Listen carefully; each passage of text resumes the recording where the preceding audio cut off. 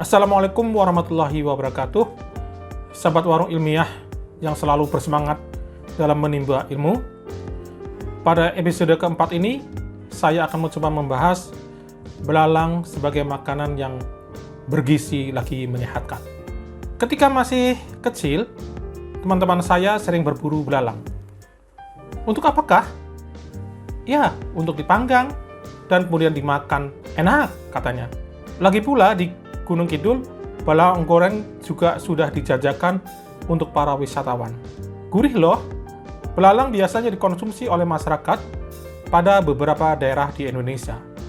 Di beberapa negara, belalang juga sudah diolah menjadi makanan kaleng. Di Meksiko Selatan, misalnya, belalang dimakan dalam berbagai macam menu. Di Cina, belalang disajikan dalam bentuk sate belalang. Bahkan saat ini, belalang goreng telah dijual secara daring. Belalang dapat dikonsumsi baik secara langsung maupun diolah. Belalang dapat dikonsumsi dalam bentuk langsung seperti digoreng, dipanggang, dibakar, dibuat oseng-oseng, dan lain sebagainya. Belalang juga dapat diolah menjadi mie instan, nugget, sambal belalang, empek-empek, terasi, bakso, kerupuk, dan produk lainnya. Bagus kan makan belalang? Bergizikah belalang itu? Mari kita mencoba membahasnya. Hampir semua spesies belalang dapat dimakan. Belalang dari famili Acrididae mengandung protein sebanyak 57-77%, lemak 4-22%, serat kasar 7-22%, dan sebagian besar berupa kitin. Abu sebanyak 2-11%, dan karbohidrat sebanyak 2-17%. Serta mengandung energi sebanyak 4073,4 kilokalori per kilogram. Belalang juga mengandung mineral, antara lain adalah kalsium sebanyak 24,82 sampai dengan 31,22%, dan besi sekitar 3,51 sampai 4,1 mg per 100 gram belalang. Semua kandungan tadi diukur dalam bentuk belalang kering. Belalang juga mengandung mineral lainnya seperti natrium, magnesium, kalsium, fosfor, mangan, kobalt, nikel, kuprum, seng, dan selenium. Hasil penelitian lainnya menunjukkan bahwa belalang mempunyai kadar kitin yang sangat tinggi, yaitu berkisar antara 21,54% sampai dengan 24,89%. Tinggi bukan? Kitin merupakan senyawa yang sangat bermanfaat bagi kita, antara lain untuk menurunkan lemak, mencegah kanker, dan lain sebagainya. Tingkat kecernaan protein belalang tinggi, yaitu sekitar 87,92% sampai dengan 90,01%. Lemak belalang mengandung asam lemak tak jenuh yang sangat tinggi, yaitu berkisar antara 67-75%. Sementara asam lemak jenuhnya hanya berkisar antara 29-31%. Kita tahu semua bahwa asam lemak tak jenuh itu mempunyai fungsi yang sangat tinggi bagi kesehatan manusia.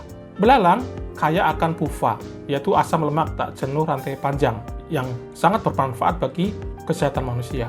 Belalang juga mengandung niacin sekitar 0,67 mg, tiamin 0,09 mg, piridoksin 0,58 mg, asam folat sebanyak 0,023 mg, riboflavin sebanyak 0,027 mg.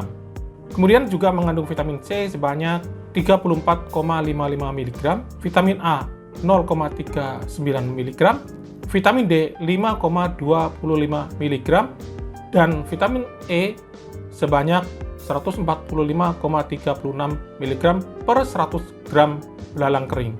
Konon, belalang sangat rendah kolesterolnya, yaitu sebanyak 3,3 mg per 100 gram belalang.